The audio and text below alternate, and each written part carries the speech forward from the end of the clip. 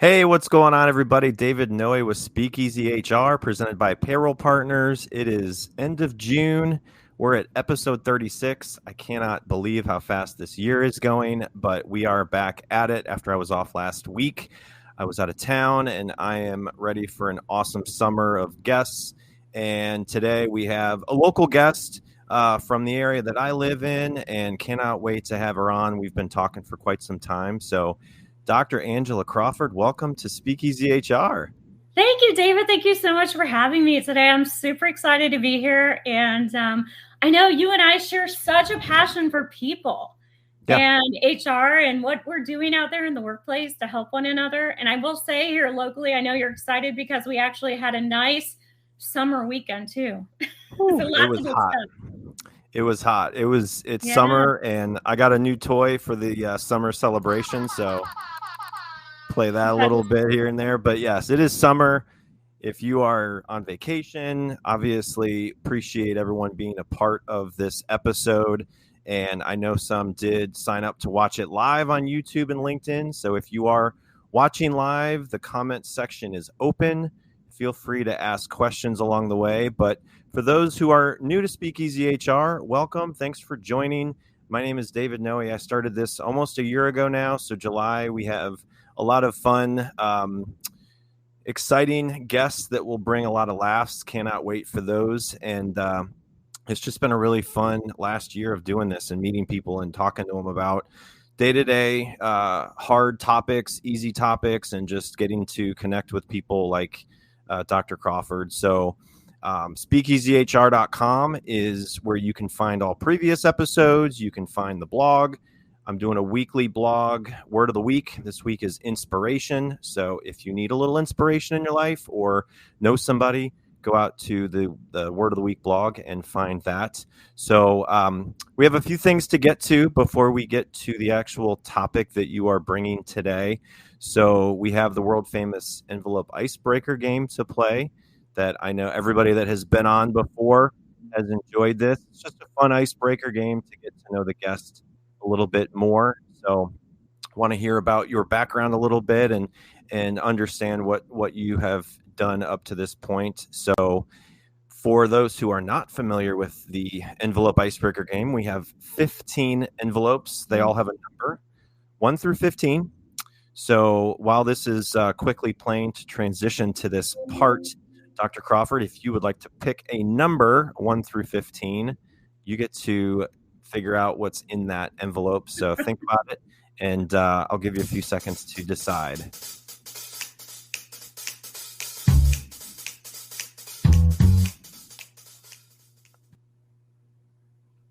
Okay, I'm going to go with envelope number 7 because I love 7.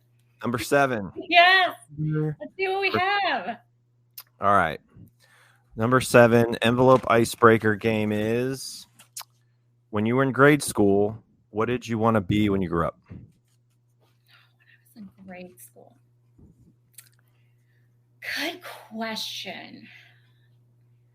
I wanted to be a writer when I was in grade school. How about that?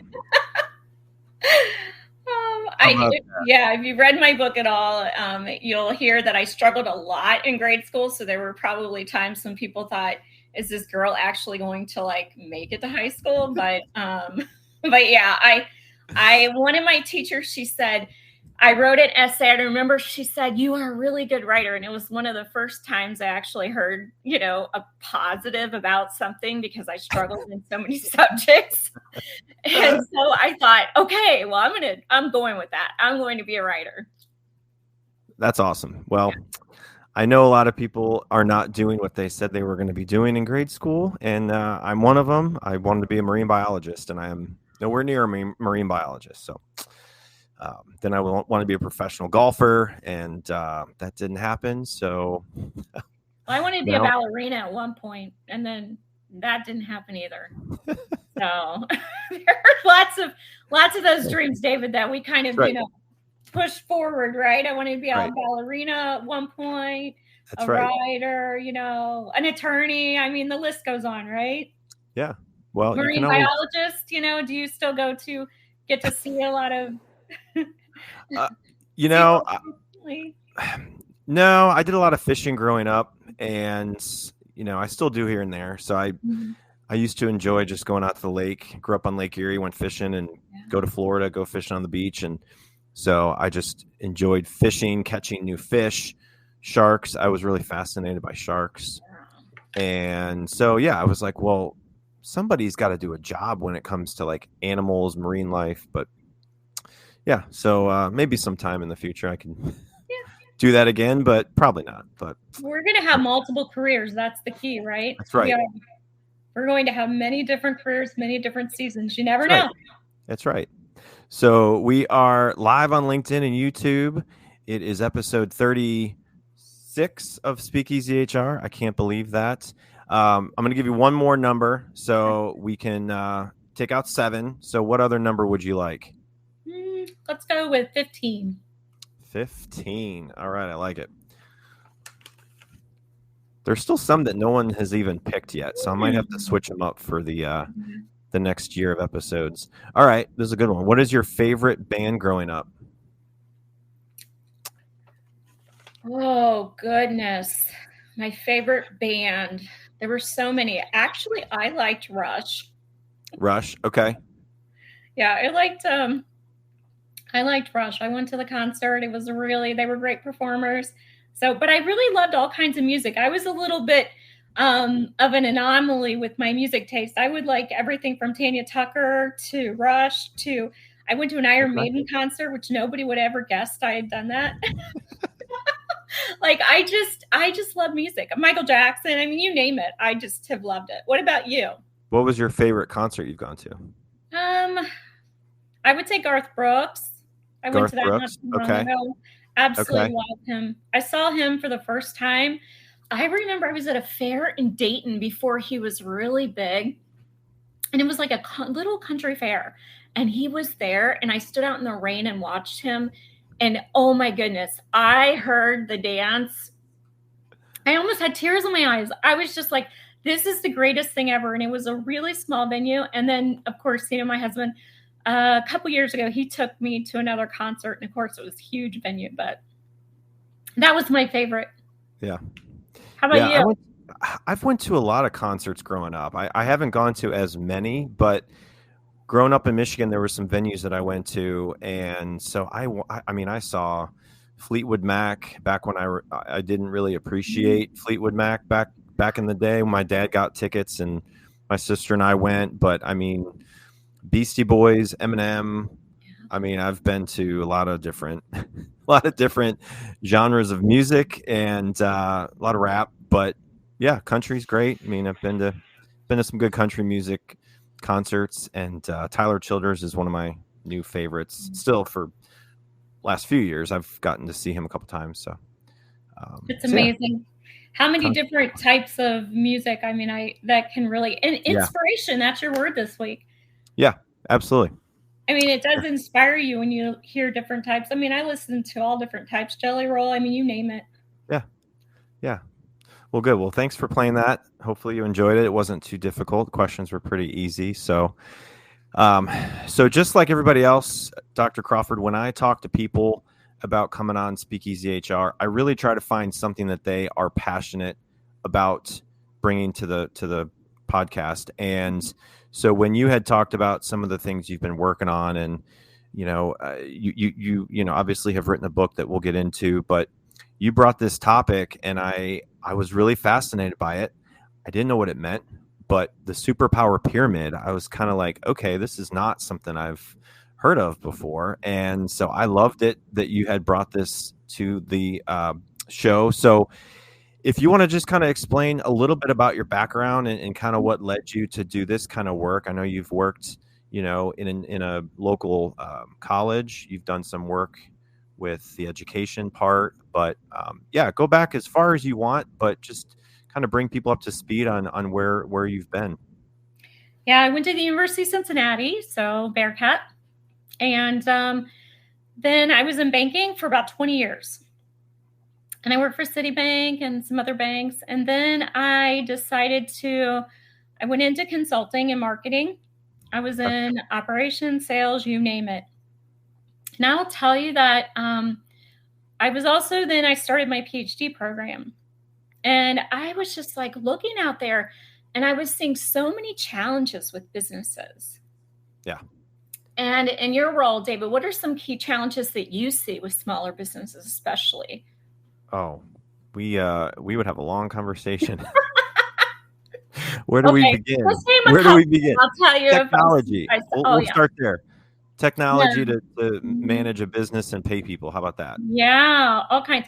So I was, like I said, I was in banking for many years, and then I was with another company where I was in marketing and strategy, and I was traveling all over the world, and I kept seeing frontline team members, I was in contact centers. So I was customer service, contact centers, and I kept seeing these employees, and they would sit in the same call center with somebody else. One person I would interview, and they would say, "This is the best job I've ever had." The next person sitting right next to them, held accountable for the same things, would say, "This is prison and I hate it." And I could not figure out what was going on. I thought, there's no other place where all the variables are basically the same. One person loves the job, one person hates it. Yeah. So I was in my second year of my doctorate program. My company went through a major downsizing, and we had a lot of people in marketing, and then my position was ultimately eliminated. And I thought to myself, there's so many things I want to do, because I was in operations, sales, marketing, consulting.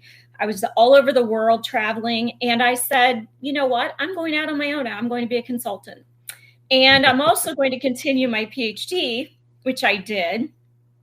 And so it was funny, because I called up somebody, a CEO of a company I worked for, and I said, "Hey, you need a consultant." And he was like, "Do I?" And I said, "Yes, and I'm going to be it." He said, "Okay." So he hired me to work with his clients to help them on customer experience.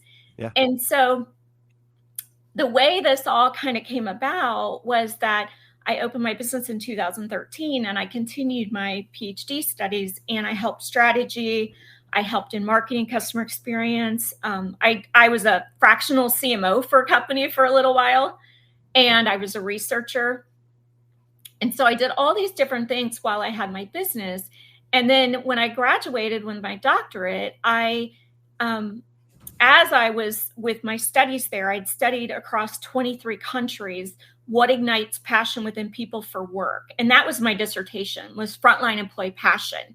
And so I'd gone back all the way to the great philosophers, and I'd studied what motivates people, not externally, because in those environments where the jobs are exactly the same, it was not external influences that was motivating people, because that was the same.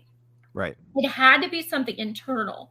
And so I studied that, and I developed a scale and measured it and did some things with that, like I said, across 23 countries, and ultimately came up with this concept called frontline employee passion. Worked with some other great researchers. Ultimately, after a number of years, had it published. Well, within that time, I went to the university, and I taught strategy, innovation, marketing, leadership, MBA, and undergrad levels. And then they needed a dean at the local university, so I took on that role for 2 years. And I was still teaching as well. And then I moved into the VP of Adult and Graduate Education, where I also taught and designed curriculum as well for adults in a variety of different settings. And it was fascinating to me where everything kind of came together. And this is what I mean when you and I are talking about how I thought I was going to be a ballerina or a writer. And you thought, you're going to be a marine biologist. How does your career take all these twists and turns, and you reinvent yourself, and you just, you really start looking at things a little differently? And so during that time, like I said, I went into higher ed for 6 years, and then I decided to go back to my consulting, because I started to realize teaching strategy teaching it in higher ed. I was working with MBA students from all industries, as well as when I had done it earlier in my practice, my consulting practice, there had to be something missing. And it was really leadership. And I said to myself, I have to go and take all this learning that I've had over all this time, and I have to help people. I have to help them figure out a system or some way to where their strategies can actually come to fruition, because people were the challenge.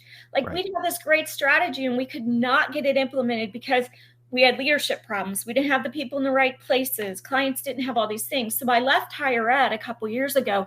I spent a year working on my book and developing a system and finally getting it published. So I don't really identify necessarily as a writer, but I got the book published. And it was because I'm so passionate about these smaller businesses who they really need leader development, and they really need these tools, but they don't have learning and development departments. They don't have all these resources that when I worked for Citibank, we had lots of resources. So what I did is develop an easy to follow system, wrote a book about it, and then added to my business consulting, executive coaching, and leadership development. So that's kind of how my career took some twists and turns. And honestly, like how I ended up on your show today is because of all these twists and turns, and really my passion for helping people define success for themselves and actually achieve it. Yeah. No, that's great. Thanks for sharing all that. That's great. And just being able to publish a book, I think, is a huge accomplishment. So, can you go into, the Superpower Pyramid, and how did that come to life? And is that after you wrote the book that you created that, correct? Yes. And this is how I always, when I coach entrepreneurs, I always say, sometimes your best products show up later and you don't even plan on it. Hey, this is William Tincup. Listen, we did a series for iSolved called Heroes of HR, where we talk to HR practitioners. And these are just your run-of-the-mill, everyday, slogging it out, 300 employees in Cedar Rapids, HR pros. Mostly it's centered around iSolved and what they do with iSolved, but also they talk a lot about kind of the day-to-day rigor of HR. If you're curious about that, search for Heroes of HR wherever you get your podcasts. Thank you. Yep. And that's what happened.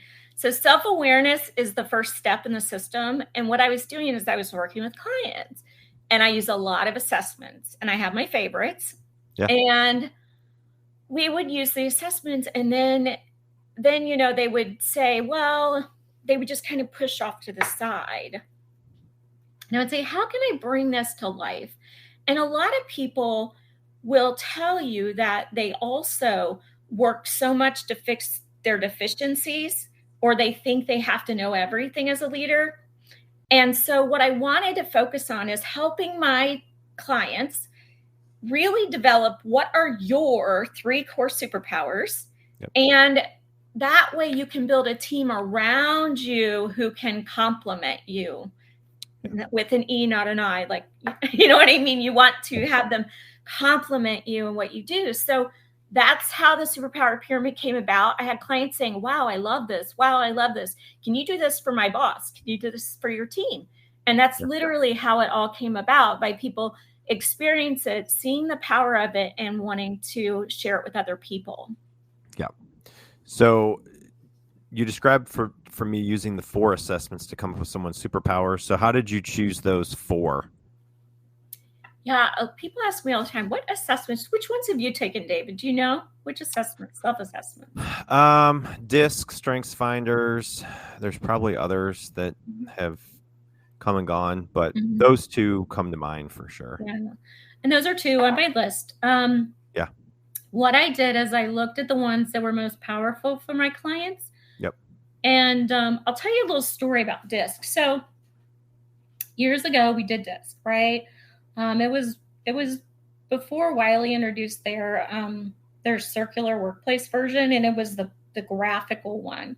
Yeah. And a consultant came in. She came in, like I said, years ago when I was in corporate, and she did this session with our group and basically labeled everybody in a box and left. And then afterwards, it was horrible because people said, well, you're a D, you're a C, you're an I. And it was just so unhelpful. So for years, anyone bring up the disc and I would have a negative reaction. However, what I started doing is I found a new one, and it's this workplace that I use, started using it with clients, and it was transformational on relationship and personality style. And if I just wish, and that's the other reason I wrote my book, because a lot of this is there are things I wish I would have known 20 years ago in my career. So DISC is the one that I use. It actually helps people figure out their personality style and how to communicate with others. I use Gallup Strengths Finders because I like that one because it tells you your talents, what do you bring to the table at work? And I like that one a lot. I use VIA Character Strength. The reason I pulled that one in is because I hired a coach to help me determine whether or not I should go into make a career transition at one point. And she said, have you ever tried VIA Character? And I said, no. So you've got DISC that'll help you with your personality styles and your communication style and help with conflict. You've got Gallup that'll tell your talents. Then you have VIA that will help you with well-being and joy at work. Because what I realized was strategic is my number one Gallup strength. I'm a strategist, no surprise, but I was not getting enough joy at my job. Yeah. And so she helped me discover that love of learning, curiosity, honesty, those are some of my top VIA character strengths. And so she helped me discover that that's the well-being and the joy that I needed. And then Working Genius came out not too long ago, and that will tell you what part you should play on an intact team. Okay. And so I use those 4 assessments. The one thing about each of those is they all come with the positive, but they also come with an overuse situation. Yeah. Or in Working Genius, you have frustrations.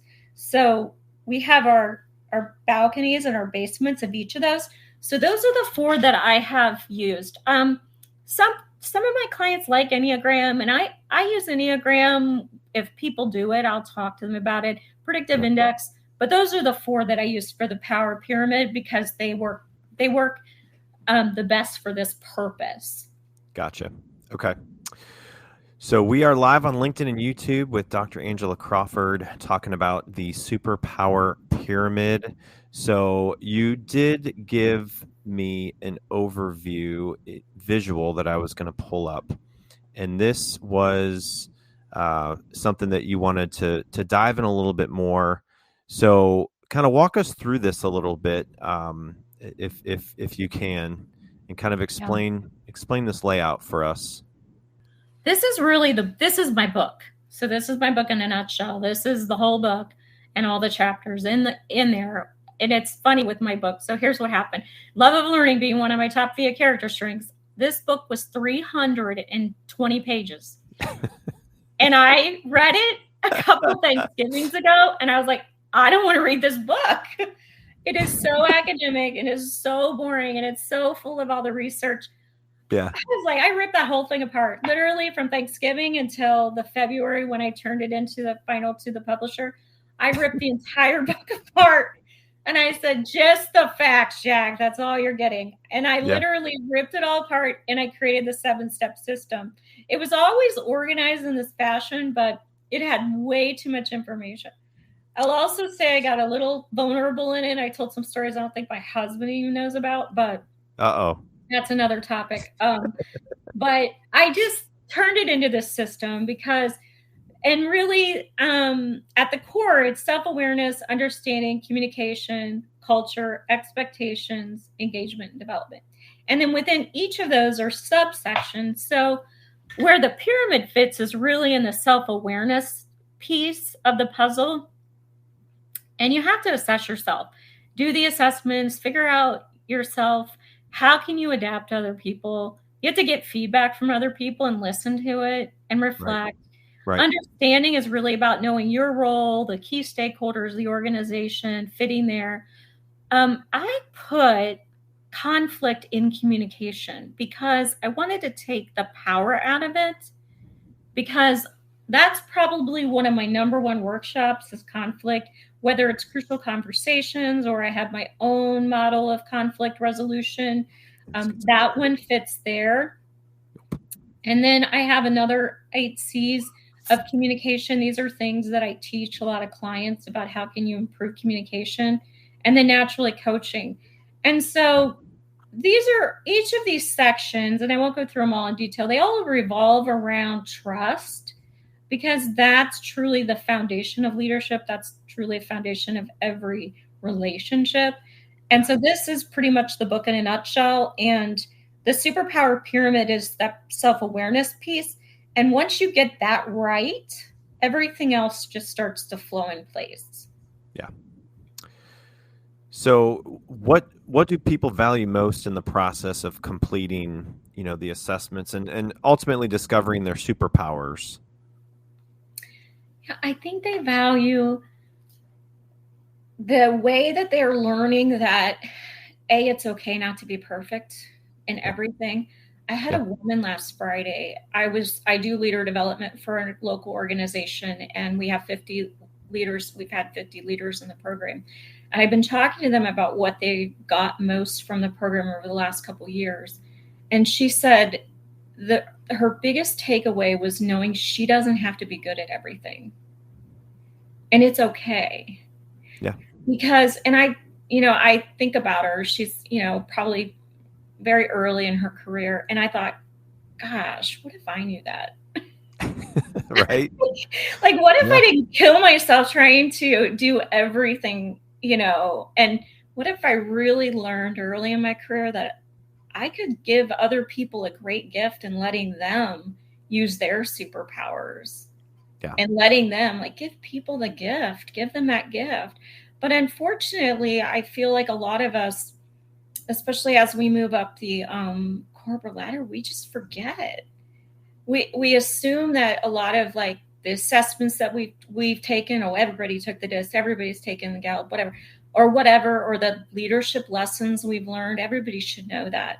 And so a lot of the young people, they're just missing it. And and they just, when I hear that, and I'll tell you the other thing that really, and the reason why I'm having this, it's starting out just as a women's group, but in July, which we can talk about in a little bit, but the value of developing with other people is huge. Yeah.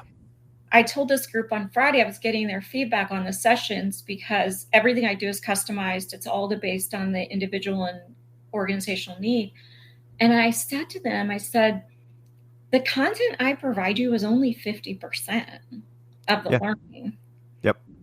And they get it. They're like, because all the learning that they get is the other 50% is the group of how they're interacting with other people, and they're talking about leadership challenges to their organization, what's going on. And it's weird because I learned this when I was teaching MBA students. Because what happened was we would have, and I taught at 2 different universities, and these MBA students, they were from the same organization. And when I did my MBA, we had everybody from different organizations. So first I was against this concept. I said, we shouldn't do this. I said, I learned the most from other people. So naturally, my bias is towards how it worked best for me. And oh my goodness, David, what I learned is that it was powerful. Yeah. They were learning leadership topics and different curriculum pieces. I was teaching in the strategy, innovation. I was teaching leadership. And then the physician, this was healthcare. So they were talking to the nurse who was talking to the billing person. And these are people who would never normally have conversation. And so in my consulting practice, now I'm in organizations where, somebody from the manufacturing floor, there's talking to somebody from HR who's talking to somebody from IT. Yep. And there might be, we're teaching a leadership topic, and we're learning about our superpowers, and we're learning about our assessments. But that is the other 50% of what these workshops are all about. Yeah. Yeah, I would definitely have to agree with that. I've gone through different workshops and programs within organizations I've been in, and it's all about how it can stick and be successful beyond the program. and make it sustainable so that it does make an impact. Because I think everyone wants to get better in their job. Well, a lot of people do. Manage better, lead better, learn and become more knowledgeable on their topic of, in their industry, whatnot. But if it doesn't have a clear strategy around how to enforce it beyond the workshops, it's just never gonna, so that's what I've seen, and it's probably what you see a lot is you do a DISC assessment or you do a different assessment as part of the workshop, and then after that it's like how's it going after 6 months, a year? You go back in your own ways. So it takes several times to potentially make a change in some kind of behavior or skill set or rhythm within your job. So communication, I think, is, as you brought up on that slide, it's something that I think as some of the younger generations coming into the workforce, how they've communicated through education, virtually in Zoom conversations, not in person. They're fully engaged in a conversation in person. And so I think that to me in the future, from a challenge, a company's communication process of how they connect with their team, how a manager connects with their team, communication is going to be so important. And it's so different. I mean, that's why I just posted on my LinkedIn a disc, how to get feedback based on different styles. Yep. And it's been shared, I don't know how many times, we've had tons of engagement on it because I have one woman, we were working on the pyramid, and she said, my boss keeps recognizing me in front of everyone. She needs to stop this. Doesn't she understand that my style is not, I don't want to receive public recognition. Yep. And so it's these types of things. And I've had other people, the multi-generational challenges are real. When I, got out of school, you kind of thought your manager said, so you did. And that's not the way the world works anymore. And we have this really great opportunity to learn how to adapt our styles and ourselves. And it's amazing when you learn a lot about yourself, you learn about other people, you can really create stronger relationships. You can actually reduce conflict, which ultimately for organizations, it's hard dollars. You can improve your retention. Think about it. Have you ever worked for I'm sure not today, but at some point in your career, have you ever worked for a manager who wasn't self-aware? Yes.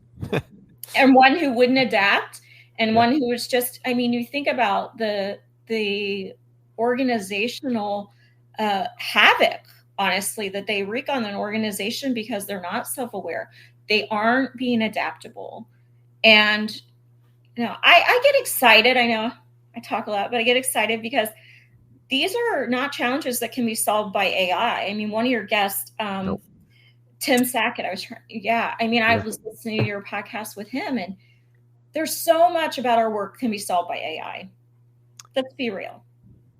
These human connections and building stronger human connections and working through these interpersonal challenges, we're not going to solve this with AI.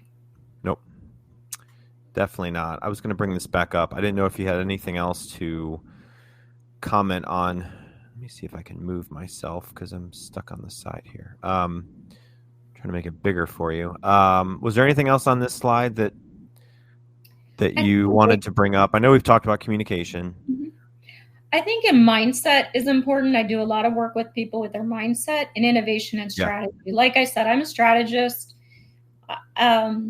Although I usually advise entrepreneurs to stick in one lane, I drive through three, which is business, consulting, executive coaching, and leader development. I do it all because it's so connected. And so you can see you've got developing yourself, developing your strategy. And it's really important to learn to speak the language of the organization. And that's why it's all a circle. there's things about myself I will learn today. Probably after this podcast, I'll say, why didn't I do that better? Why didn't I do that better? Oh, this went well. Things like that. We learn something about ourselves, and we learn about the people around us every single day. So it's a complete circle, but ultimately it's built on trust. And so that's why I developed it like this. And it's just, these are the 7 components that I see time and again that organizations and people need to work through from a leadership perspective to really bring it all together. And that's why I think that organizations, even no matter what the size, you can have a program that is reasonable, and it can also just flow all together and reach your team members and bring them together, which is really important. Yep, absolutely.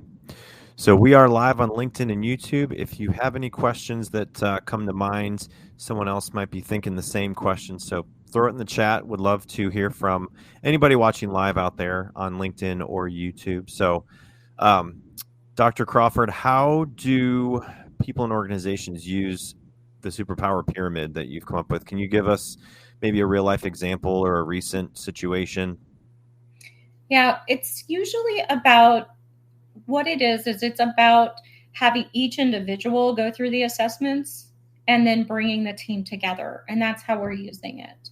Yeah. So we're using it individually. Everyone learns about themselves. Then you come together as a team, and then you figure out where could there be friction. So then you go through each assessment as a team and say, there could be friction in this place. There could be friction in that place. But then how can we leverage everyone's superpowers? It's really funny. I have one client who she's worked with this boss of hers for a number of years, and she could not figure out why they work so well together. And so I did her pyramid and his pyramid, and they were like this. He's coming up with all the ideas, and she's making them happen. And he's doing this, and it was fascinating. And I think, and then it also tells you, it says how to work best with this person. So she literally gives it. She gave it to a new colleague, and she said, "Here you go. Here's my superpower pyramid. Here's how to work best with me." And I talked to him later, and he said, I made sure I took copious notes on how to best work with her, because I really want this relationship to be strong. And so they're using it like that, which I love, because for me, if I can help one person have a better day at work, I feel like I'm living out my purpose. Yeah. Yeah. And I think leadership within every organization is going to be a little different. But at the end of the day, you probably see how they go through this process and how they use it to improve their organization. So from a leadership standpoint, what are some of the things that you have seen get not fixed, but more maybe improved, or where some organizations have been successful, using the pyramid? Yeah, I think it's mostly about, and a lot of them don't directly use the pyramid yet. They may use it with individuals, but they really embrace the Leaders Succeed Together system as a system. Yeah. So I would say the biggest pieces, and I get this consistent feedback, is their learning skills on self-awareness and how to navigate conflict and improve their coaching abilities.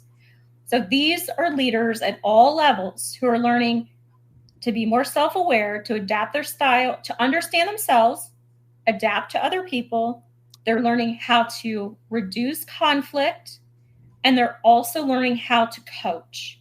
Those are 3 things that if I had learned that way early in my career, I would be far ahead of having to endure a lot of challenges with those 3 areas. So I would say that those are the things that the Leaders Succeed Together system addresses very quickly.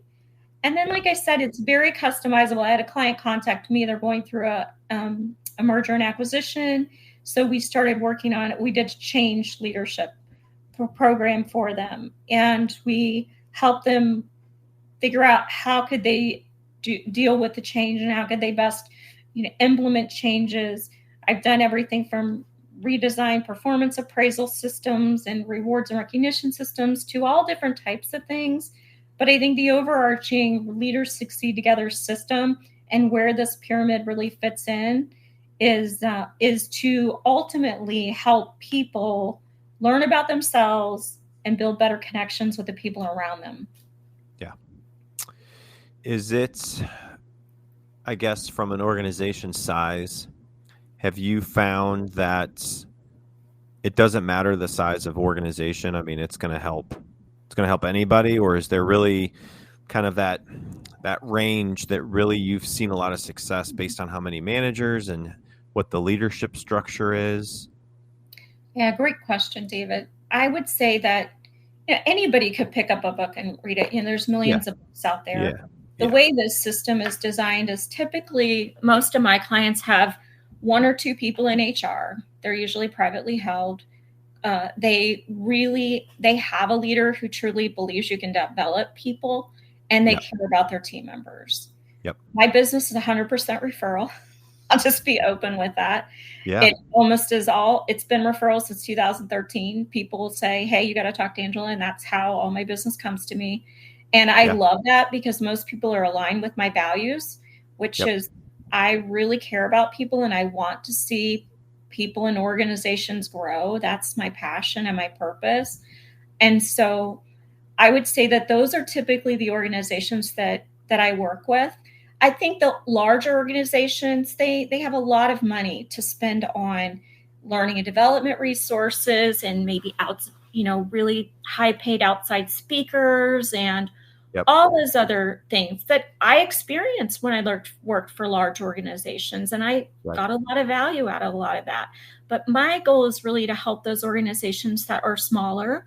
I've got organizations I work with that have 4 people. I have ones that have hundreds and hundreds of people. Yeah. So it's those organizations that I feel like they really would benefit.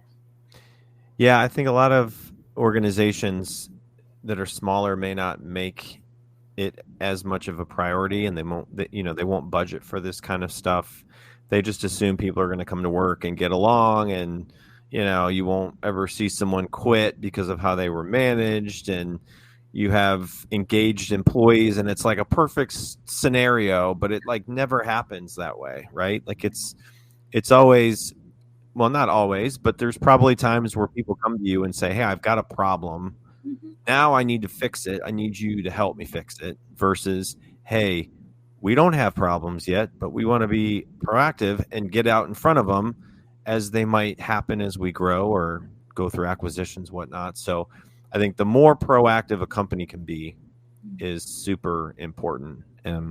It's so important. In those organizations, most of the people are wearing multiple hats. Yes. And so you get in a large organization, and I've worked for privately held. I've worked for, I've worked in all different industries, et cetera, with different clients in this consulting. And if you have a small organization, you're wearing lots of hats. Yeah. And so to expect that someone's going to be able to juggle all these hats and then be a great manager and never encounter any of interpersonal issues that they might need some help with. Yep. I'm sorry, it doesn't happen. And so, I mean, the clients that call me are almost always those folks that recognize that, people challenges are real and they want to be proactive and work with them to help their team members, because you lose somebody and they're wearing all these different hats. I mean, that's an expensive replacement, right? Yep, absolutely. I wanted to bring this up before I forgot. I know we had mentioned before we went on live, but having a personal brand statement is something that I've developed over the last few months for myself. Just everything I'm involved in. My wife and I own a business, small business together, and I do a lot of projects on HR with payroll partners. And so just a personal brand statement that I created was to create positive and meaningful experiences that inspire, uplift, and make a lasting impact on individuals.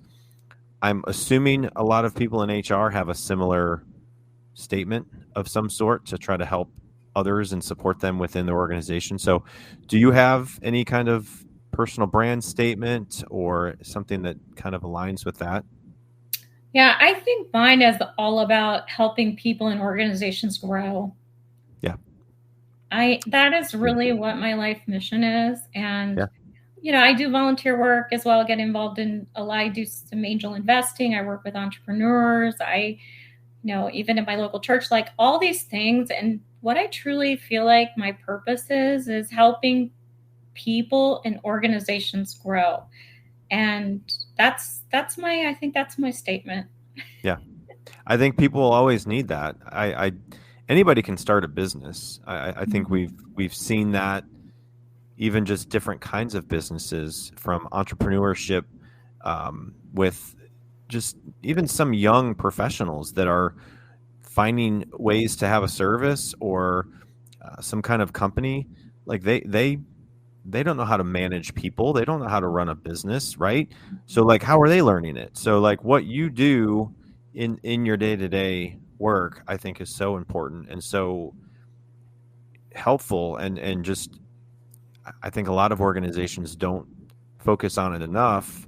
And so they have problems. They have turnover. They have people that leave because of the culture and the way they're managed. And so the more you can focus on that and make it a part of your budget and find the right strategy to help your organization, it's not going to be the same. It's going to be very specific. And that's why I think you can dive into it and get a better understanding of what the company needs and how they can create a program. So I know the upcoming program that we wanted to also mention was your mastermind series coming up in July. So if you wanted to talk a little bit about that, it starts in a couple weeks, right?